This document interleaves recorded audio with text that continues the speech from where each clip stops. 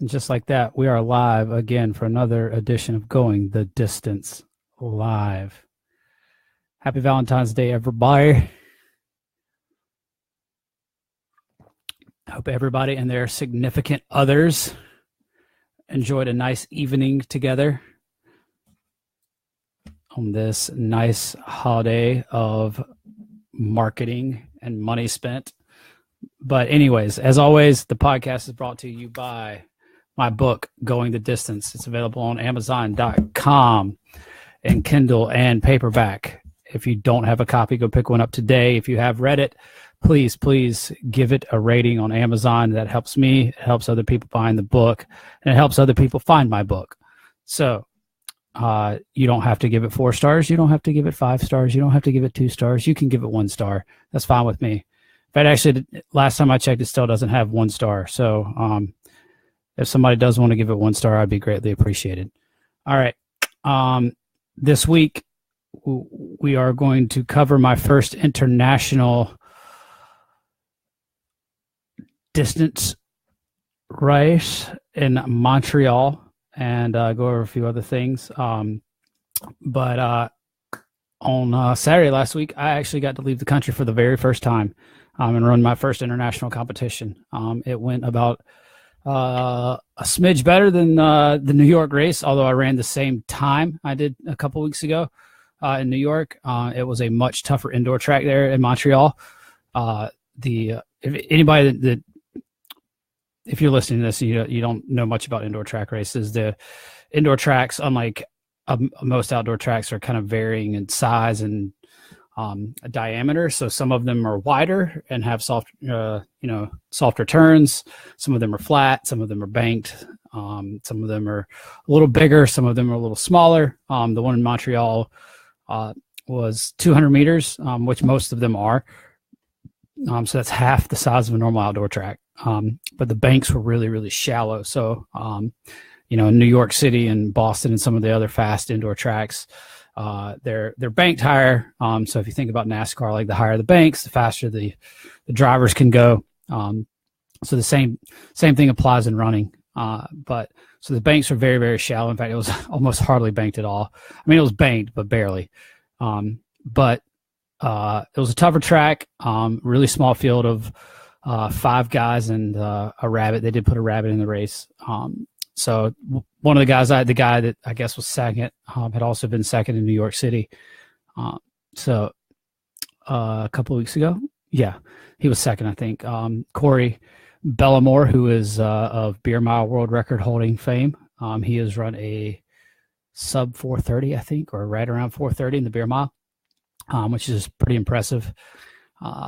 And it was won by a Belgian Olympian, actually, in just over 4 minutes.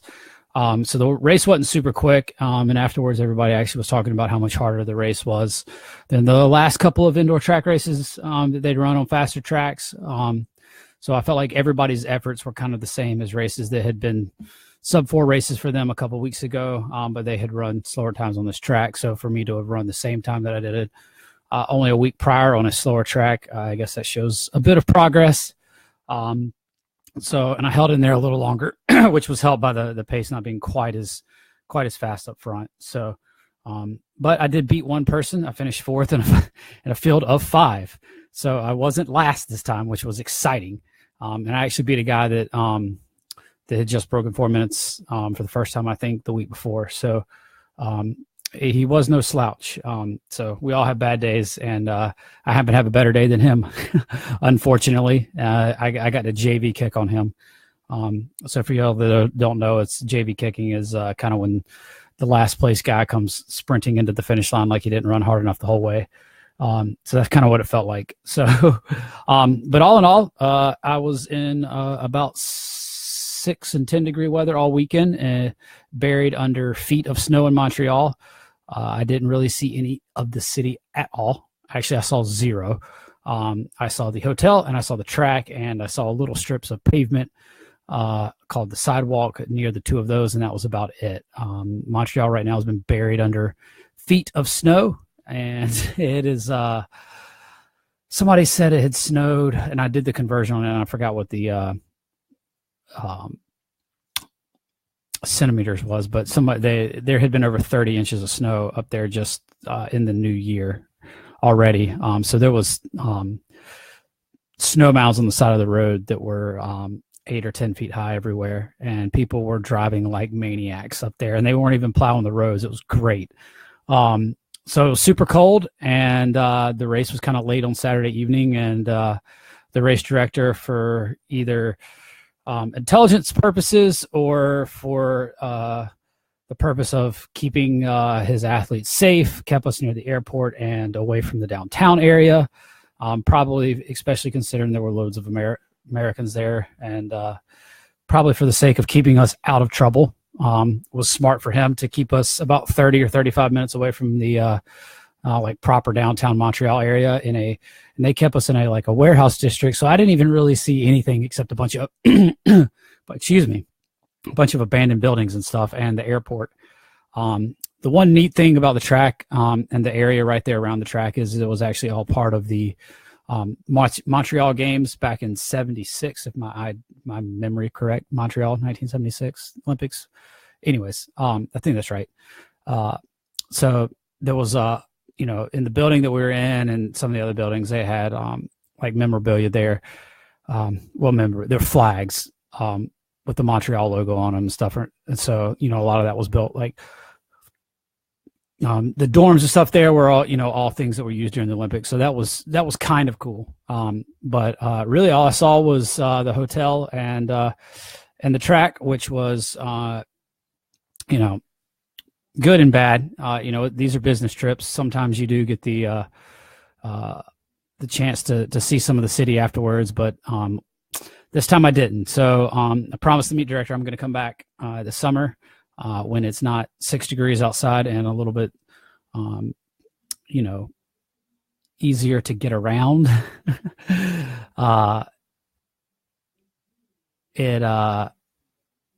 They have some summer meets up there. The circuit that I ran on was called the Canadian Grand Prix track circuit, and it is they've got an indoor circuit and an outdoor circuit, and they did a great job putting on the meet. There was a ton of great athletes there from all over the world, and unlike a lot of the other races I went to or I go to, I actually got the opportunity to room with they stick you with people. You never know who you're going to get. Occasionally ahead of time that you'll get an email, but most of the time you don't. I got a email from, or not an email. I got to my hotel, and I was rooming with a high jumper, or excuse me, a long jumper. God, I'm sorry. I'm apparently not functioning right now. But anyways, I was rooming with a long jumper. It was really cool because normally we just get stuck with other distance runners. So it was a lot of fun. Actually getting to experience, it was kind of almost like being back in college when you get to room with another person that's not a distance runner on the team. And I got to watch him jump a little bit, and he's jumping at the U.S. Indoor Championships this week. So I got a new friend, which is really cool, and he's in a different event specialty. And it's so funny. He and I ended up on a lot of the same conversations that you've heard me complain about on here, because it's not just distance runners that struggle with all these problems. It's jumpers and everything as well. So we were kindred spirits, and we sat in our hotel room with it snowing wildly outside and watched the Winter Olympics. I couldn't think of a more, fitting place to watch the Winter Olympics from. So those crazy white people sports. So anyways, it was all in all, it was great. I did get a little stumbled up going through customs on the way into Canada, and couldn't really seem to explain to the guy what professional track and field was, which was funny, which was pretty funny. He was like, "So what are you doing here?" And I said, "Professional track, sir." And he was like, "What's that?" And I was like, "I'm a professional runner. I'm here to run on the Canadian Grand Prix." And he said, "What's that?" And then I started worrying that I wasn't going to get into their country. So that was kind of comical there, having a conversation with the customs agents getting into Canada. He was like, "So that's a thing?" And I was like, "Yeah, it's a thing. Like, I'm racing, I put business, I check business on the box. Like, I'm not here to just have fun, sir. If I was having fun, I would go somewhere where there's not a lot of snow on the ground." So he was just like, "Okay." So luckily they let me in. And luckily I got back into the country too. Thought about getting some of that free health care up there that the Canadians have, especially with some big appointments coming up for me here soon. It's new year, and as every vasculitis patient knows, new year means new deductible. So that's always exciting. But anyways, I digress. So I felt better. I was a little bit stronger in the race this time, and we just clicking along. And it looks like Allison has done my work for me, and 76 Olympics were indeed in Montreal. I know it was Montreal, and then Moscow, and then LA. Ooh, and then Seal. I don't know. Then I started getting sketchy. 88, 92, 96 was Atlanta. Anyways, I digress. So, the indoor track season is kind of almost come and gone all at the same time. It's not a super long season. The U.S. Indoor Championships are this weekend, and the World Championships the first week of March. I didn't get a qualifying time for the indoor national championships, which we didn't think I would be able to do. But sometimes you still hold out a little hope that you can get into some miraculous shape in about 6 weeks. But it just wasn't in the cards this time. But we are going to run 2 more races just to cap off the season and kind of see what we can do. I will actually, we've made the decision yesterday and today that I will be running here locally in North Carolina, in Winston-Salem again, the same place that I ran my first race of the season at the JDL Fast Track in Winston-Salem, which is just about 25-minute drive away from where I live. So I'm excited about that. So some people will be able to get to see that. And I will actually be stepping down and running the 800 meter instead of the mile. We think right now with where my fitness is at and where our workouts have kind of gone, and with me having not ever really gotten in a lot of training in the fall to really be able to attack a mile like you need to be able to. You kind of got to have a base phase on your U, and my base phase was like 2 workouts, which doesn't really cut it. So vasculitis or not, that wouldn't cut it. So we're going to try attacking the 800, which is fun. It's a really, really reckless event. I ran it a lot in college, have run, this will be the first time that I've run actually more than one 800 in a season since I graduated, actually. So it'll be super fun. The 800s hurt really bad. I was out of the track today, actually, doing kind of an 800 specific workout, and I probably haven't done anything like that since I was 20 years old or 19 years old, running for Coach Paxton in Winthrop. I haven't consistently run a ton of 800s like that, and even when I did it at App State, we were more longer focused and more focused on the mile, and I was stepping down to run the 800 at conference championships. So it was intense today, to say the least. I found myself laying on the track, which I don't ever do. But it was some what we call some speed endurance, which as Coach Paxton used to say, is a day of, we're going to ask you to hand me your balls and see God today, sir. And that's pretty much what I did. I've had a headache most of the afternoon. And I always do this weird thing too, I realized recently, where I get these mad headaches after some of these like really, really hard speed endurance sessions, and really, really terrifying dreams when I take a nap afterwards. So it's a weird correlation, but I don't know what it is. But I guess my hair is on point, which is always good. Or slamming. Is that what the kids are saying these days, Allison? Slamming. Thank you. It has been a work in progress. I don't have a hairstylist here yet, so this has all been self-made man. So, it's all natural. No product, no nothing. Just straight beauty. So I will be running 2 more 800 meter races over the next 2 weeks. I'm going to run the one this Saturday at the JDL, which is the 17th. That race will be at 2:25. There are several really, really good collegians in the field. And And I don't know if there's any other. My training mate Avery Martin is going to be racing with us, which will be exciting. Anytime you get to run with the guys you train with, it's always super super exciting. Plus, it gives you just somebody that's just there to help keep you relaxed and everything, like more like it's a training session and not so to point. And yeah, when we do get old, some of us still do try to stay hip and have these nice hip haircuts, I guess, Allison. So some of us are still trying to hang on to the dream. I got to look like and act like a kid still. But I will run my last indoor track race of the season on February 25th. That's actually a Sunday. So I'll have 8 days between races. And that will also be at the JDL track. I don't know the time on that yet. They haven't posted a time schedule for it, but you can bet your pretty faces I'll have that by next Wednesday, and we will let you know.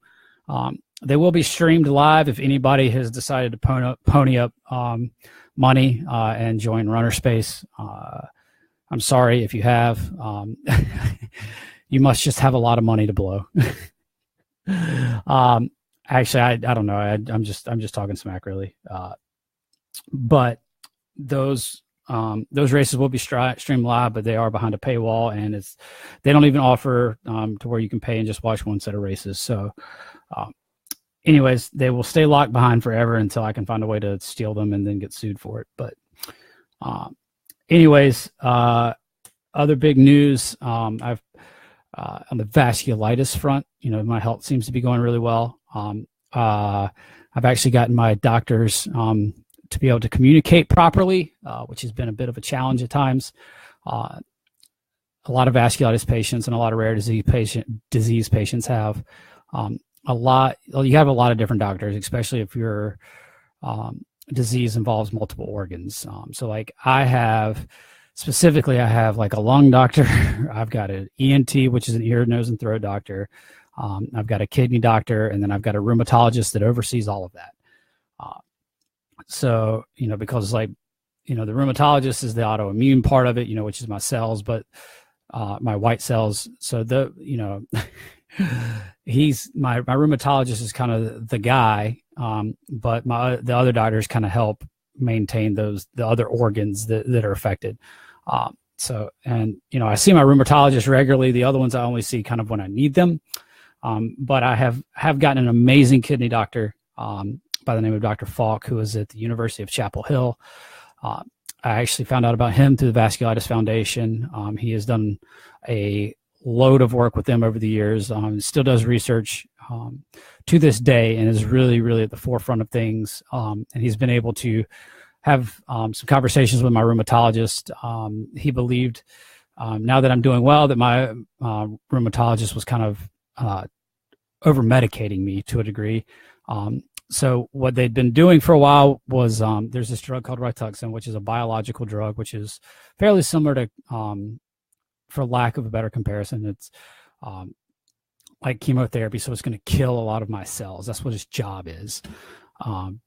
Which is so funny because like they say it's not chemotherapy, but like when I go places, it has a chemotherapy sticker on it, and that's what the nurses call it. So I don't ever know, even though like the website and the dictionary and everything else says it's not, but insurance sometimes classifies it as it is. So I don't know. It's really confusing, but it's technically a biological drug. So it's more targeted. So they don't consider it chemotherapy.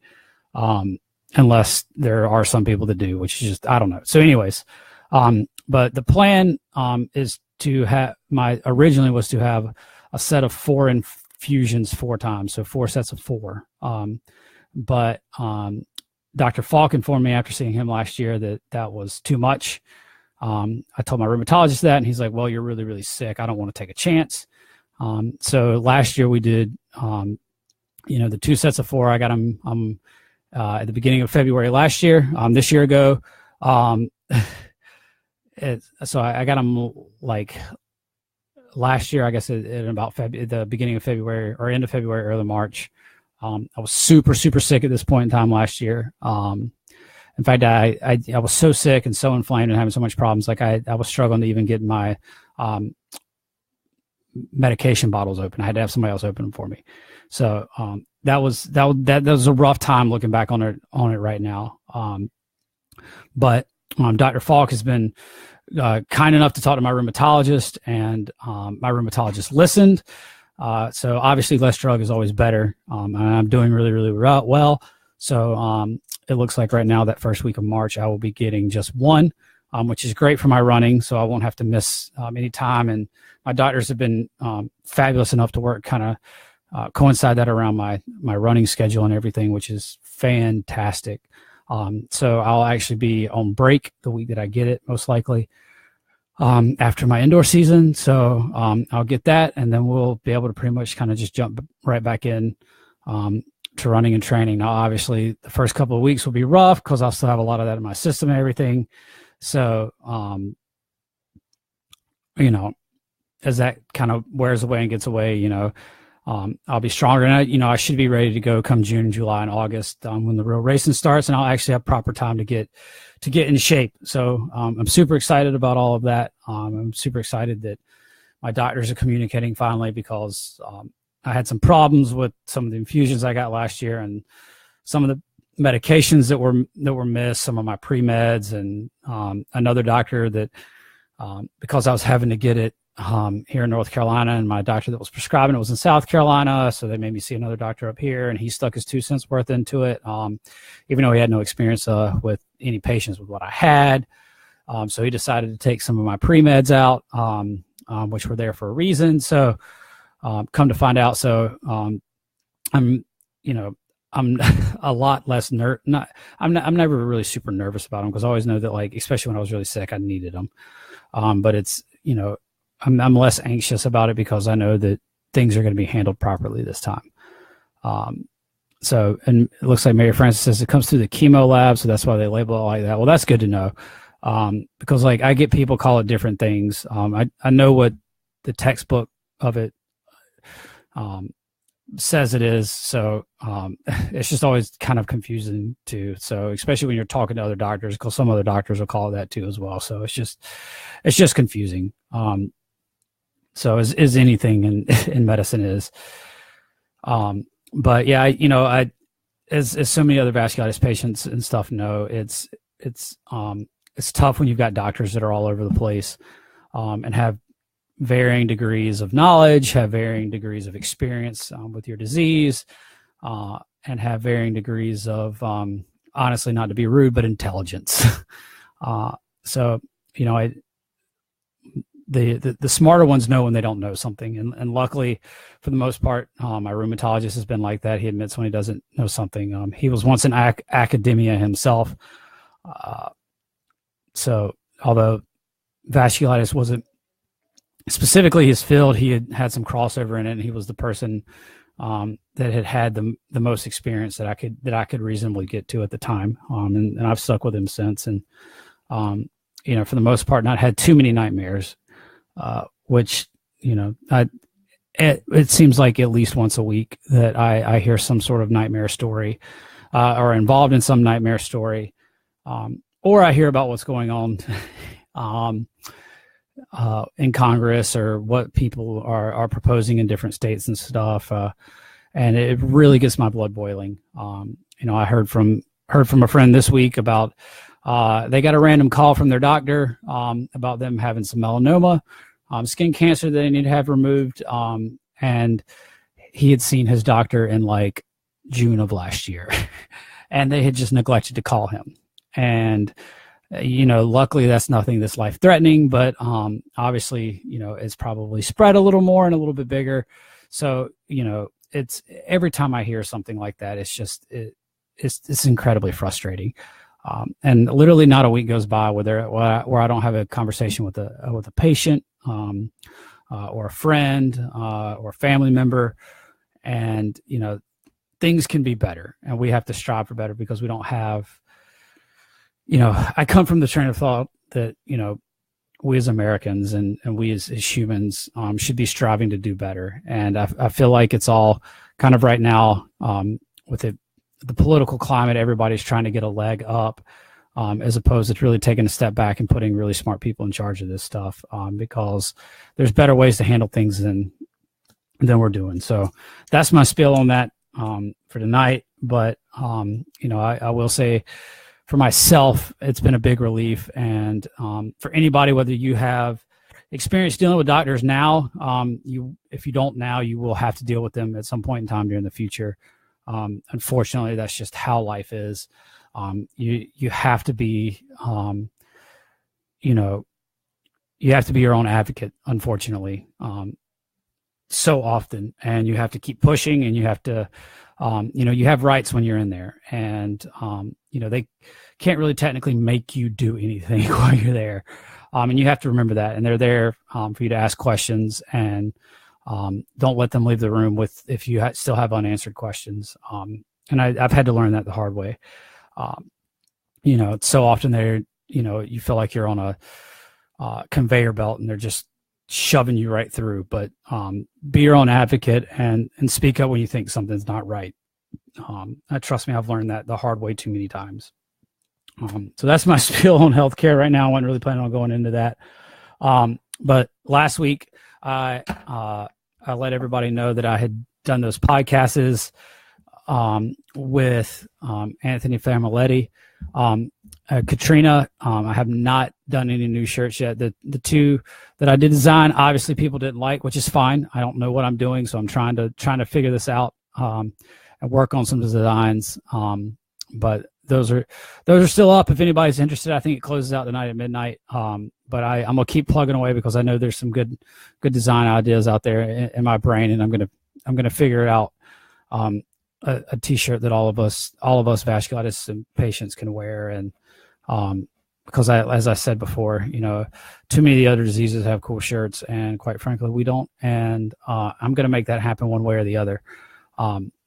But last week I talked about the opportunity I got to have with doing a podcast with Anthony Familetti and Nick Simmons and a Professor Mark Mago.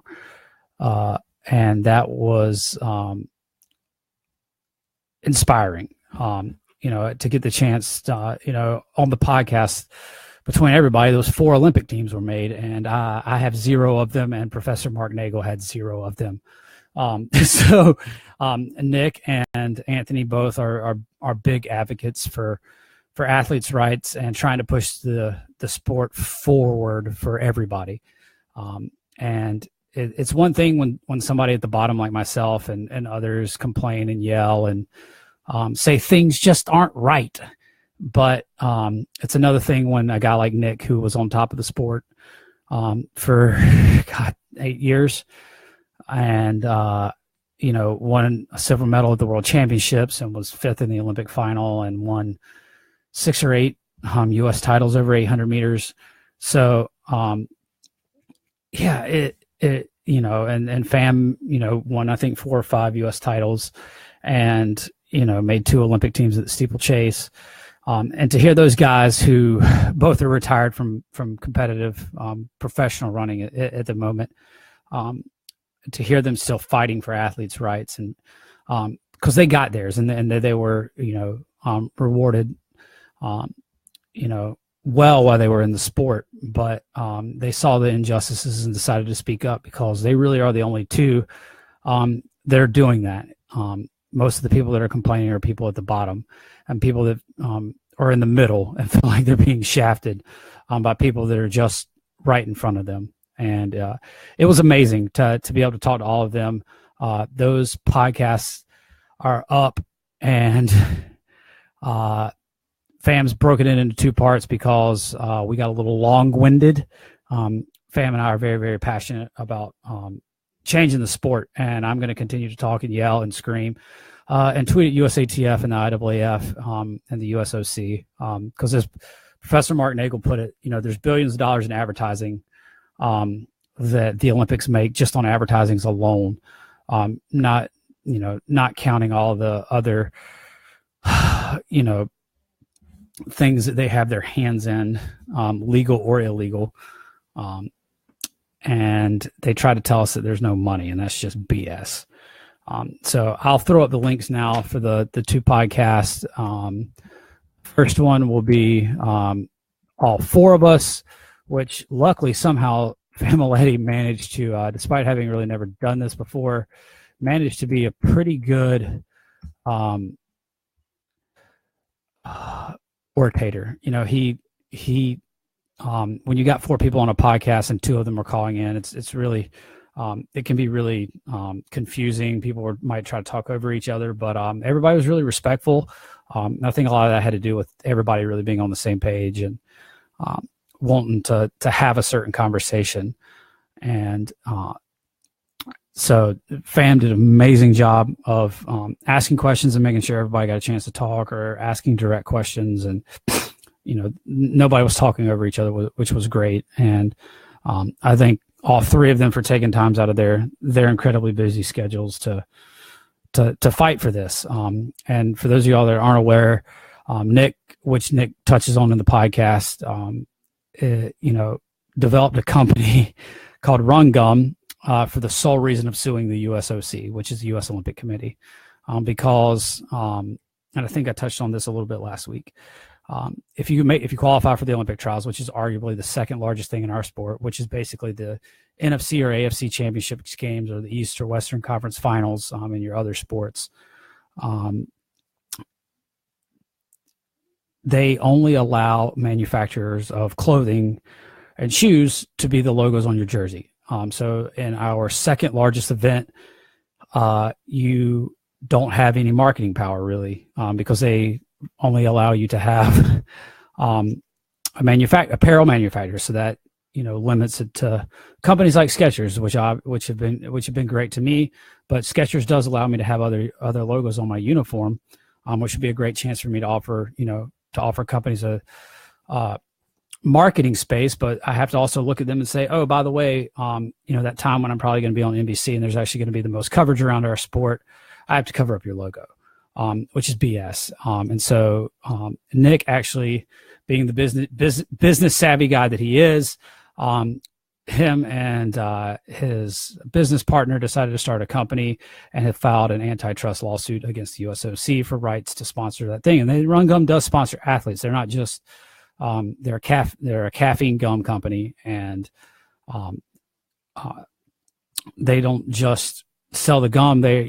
And they aren't just there for Nick to sue the USOC, which is the reason he founded it. He's actually trying to put money in athletes' pockets, which he knows how important that is for each one of us, especially when 65% to 70% of track and field athletes in the top 10 in the United States live below the poverty line. He knows how far, a few $1,000s can go for paying for the right to be on somebody's uniform. So they're fighting for that right, because like when I was there in 2016, I had been racing all season with the Vasculitis Foundation logo on my jersey, and of course I had to cover that up because they aren't an apparel manufacturer. So I had to cover their logo up when I was at the trials, which was incredibly disappointing. But luckily the Vasculitis Foundation was still willing to obviously help me out regardless of that.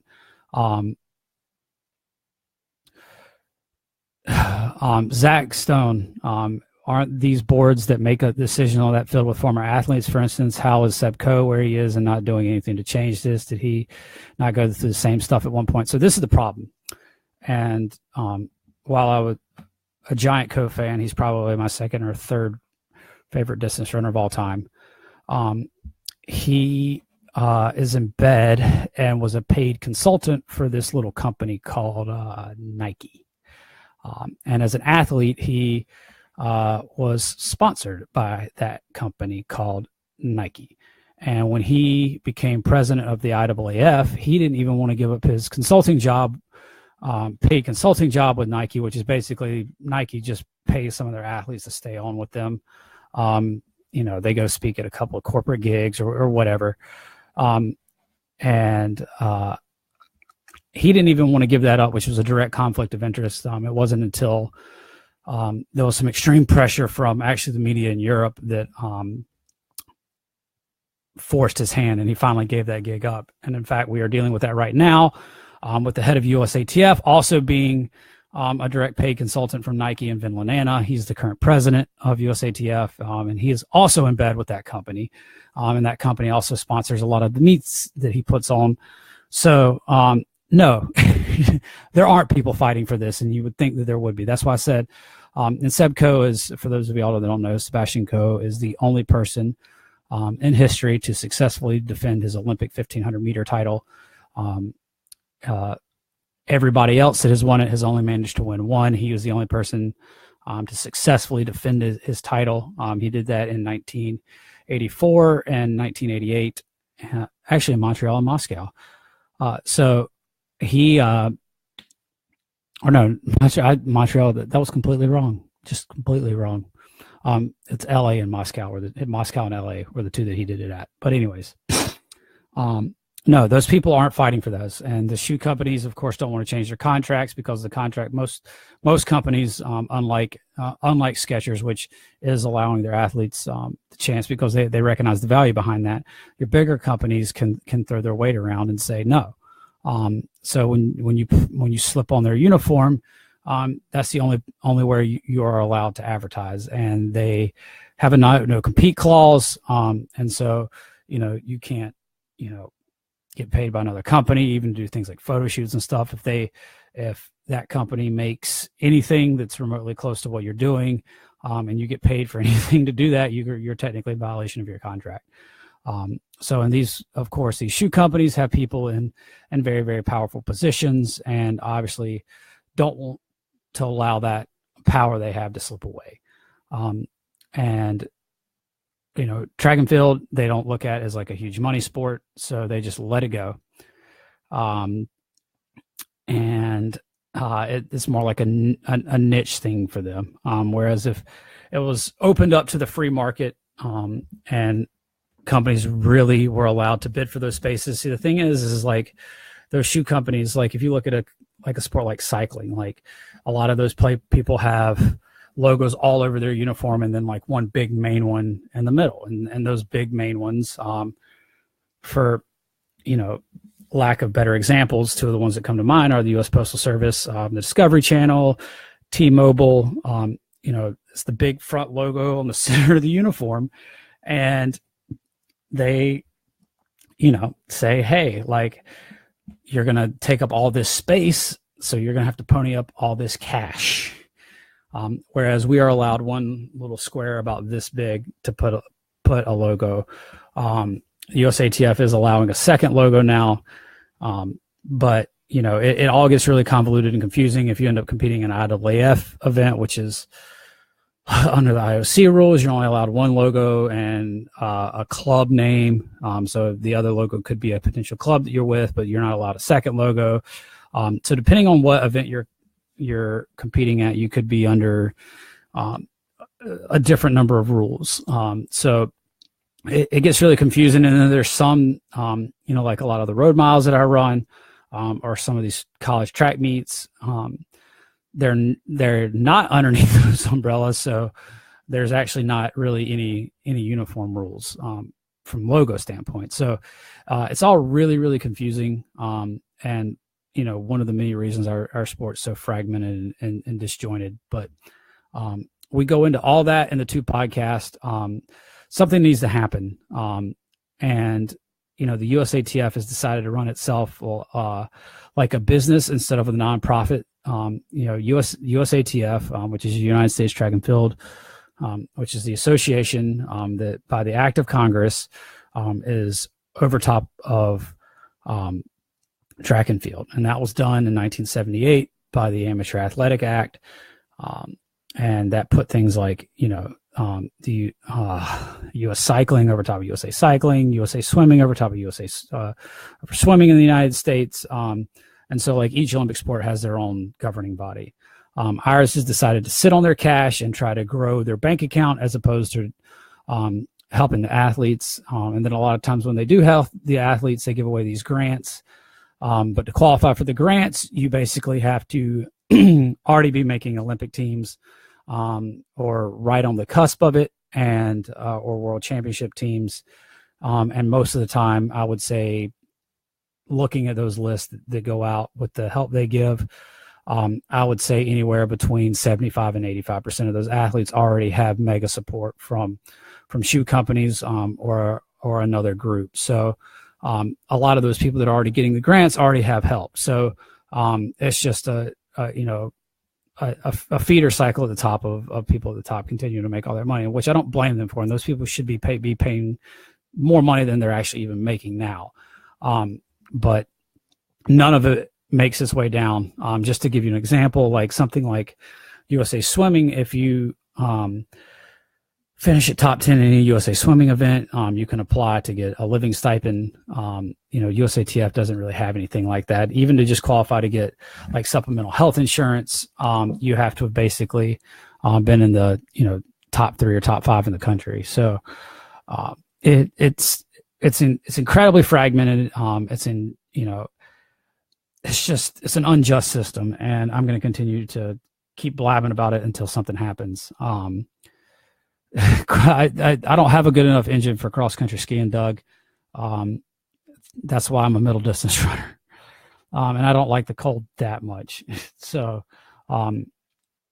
but anyways, the system either needs to be completely blown up, and athletes need to start their own thing somewhere else, which is an idea that I have, or some people need to get in the right positions and really just nuke the system and start over with the proper ideas. But that's really hard. And we kind of in the podcast too touch on some of the doping scandals and some of the things that have been covered up by these giant organizations to basically not make the sport look bad. Like, for instance, a lot of people, because it even still kind of applies right now with the Winter Olympics, is Russia has been banned from most of the Olympics, but the IOC decided to, instead of to take the pressure off themselves when they found out about the state-sponsored doping program in Russia, they decided to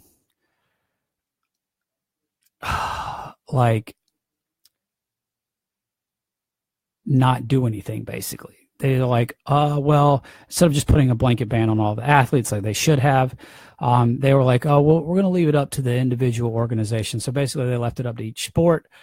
Some sports decided to let them compete. Some sports decided to not let them compete. Some decided to allow some of the athletes that don't necessarily train in Russia full time to apply for certain citizenship, to apply to fly, to compete under a neutral flag. So, and then to come to find out they had been sitting on that information and known about it for at least 4 years, and not done anything about it. And it wasn't till basically ended up in a documentary and all over the news that they were forced to then do something about it. So it makes you feel like you're fighting an uphill battle all the time.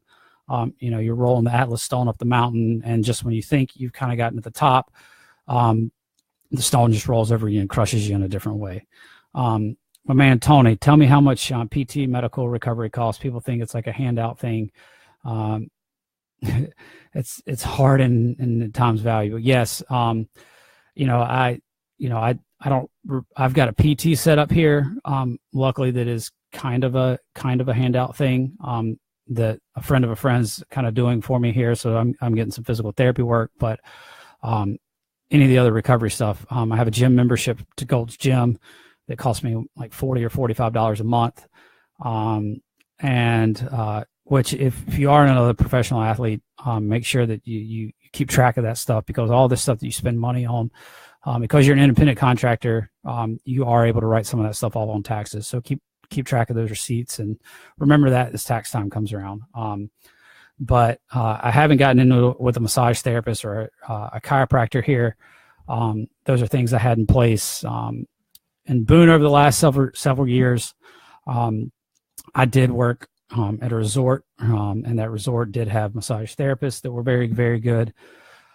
But I used my commission actually for those. That was what our commission was for. Most people kind of chose to take the commission and cash it out for cash. I actually used it for massage appointments. So, I wasn't having to spend that, but the massages that you're going to need, which a lot of athletes in groups, have taken care of for them, is going to run you anywhere from $40 to $80 a week. But I don't have it right now, and I've just been foam rolling and a few other tricks I have, and just trying to stay on top of all that stuff. I have found a physical therapist that So, that has done some good work for me. That's been a major help. So shout out to High Point University for letting me tag along with their guy. And self-employed musicians, Allison, write off everything: a package of pencil, a tank of gas. Yeah. Obviously, and I don't know if some of the other professional athletes that are on here know this, like you can, and I save all my receipts. You can write those things off as expenses when you travel. So yeah, all the food, anytime I'm traveling, and for races and stuff, you save all your receipts, and I try to keep them kind of organized, and by organized, I shove them all in one drawer, and then when it's time to do my taxes, I'm like, and it ends up taking forever because I'm kind of organized, like I know where stuff's at, but it's not really in a system. So yeah, I just take all my receipts from the year and shove them in a drawer somewhere. But yeah, so I mean the costs are expensive for people that have to do it on their own and don't have a giant support network. Traveling is expensive. Some races take care of you, some races don't. Just as two polar opposites, like New York City, really, they kind of helped you out with a hotel, but no other things while you're there. Whereas Montreal reimburses you, so you have to spend all the money up front, and then you have to wait for them to send you the money back. So if you put it on a credit card, sometimes you don't know how long that's going to be. And I can get into some of these things at a later date, but you do, like, the best thing you can do as a professional athlete is make a spreadsheet of all the races you're at, and whether they've paid you your prize money, and whether they've paid you your travel reimbursement if they're doing that, and all that stuff. Because especially late in the year, I've sometimes been paid 6, 8, 9, 10 months later. So you have to hound some of these people. I do think the people in Montreal are very, very nice, and going to give them the benefit of the doubt until then. But yeah, so you have to, you have to fork up the cash up front a lot of times. So it's a tough sport. It's a tough sport. So, I've been over a lot of that, but if y'all get a chance, download that podcast. Especially if I'll say this, if you don't have time to digest the whole, I think it's probably about 3 or 3.5 hours between the two pieces. If you've got time, fantastic. There's some great information, especially in the first one. But the last 5 or 6 minutes of the one with Fam and I, we kind of end up on a tirade, and it ends well. Fam and I are willing to take the heat, and I'm willing to take the punches. I've had a lot of things in life hit me a lot harder than anything USATF or professional track and field can dole out. So while it's an aggravating thing to deal with a lot of times, it's a fight that's worth fighting. And I guess that's the quote that I thought I wrote it down somewhere. Maybe it's in my phone. Actually, I'll look this up because I'm going to end the podcast with this, because I actually have to get on the road so I can go see my doctor first thing in the morning. But because he's all the way in Charleston, South Carolina, which is nice, 5.5 hours away from me. So I've got another very, very busy week of travel.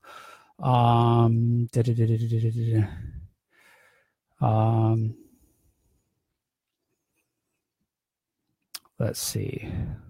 The thing that sustains people in life is lifting a worthwhile burden. That was by controversial professor right now, Jordan Peterson, who's actually Canadian of all things. So it's very appropriate for this podcast. But the two things that I'm most passionate in life are being an advocate for vasculitis patients, and changing the sport that I care so much about. And those two burdens, while often heavy at times, are things that are sustaining me in life and giving me the fire and passion to keep going.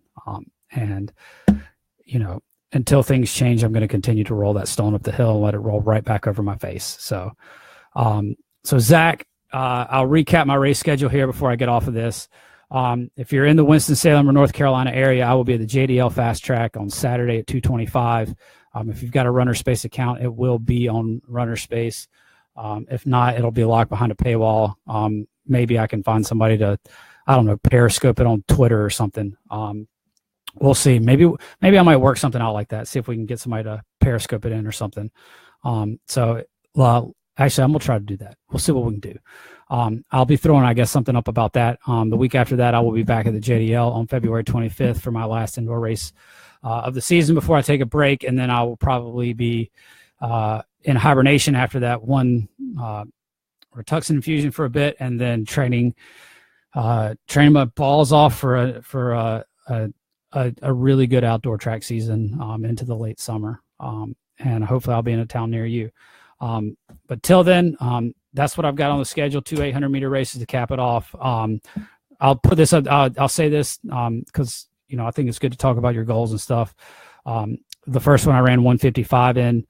Because it's a flat track and that makes it slower, they give you this weird conversion time, that converts to like a 153.8. So my goal between the next two races is to run faster than that conversion time, which I know this is getting really confusing for everybody that doesn't know anything about track. So basically my goal over the next two races is to get down to about 153. I think that would show that I've improved a lot in the month since I raced there and opened my season. And it was sure as a heck a long way from not even being so sick and so inflamed a year ago that I couldn't even open a pill bottle. So I think that is, a good place to finish up my short and abbreviated indoor track season, right about the time that I felt like I was about to die last year. So that's where we're at. That's what we're going for. That's what the goal is. If I run 153, I'll be extremely happy. If I run even faster, well, that's just icing on the cake. Well, you guys are awesome. Thanks again for everybody for tuning in this week. We will be back again next week. I'll recap how things went this weekend. And hopefully some people get a chance to listen to the podcast. And if you got any the podcast I did with Anthony Familetti and Nick Sibbins. As always, if you don't have a copy of Going the Distance, go get it now. It's available on Amazon. Buy it, rate it 1 star, and give it a good review. Love you guys. See you next week.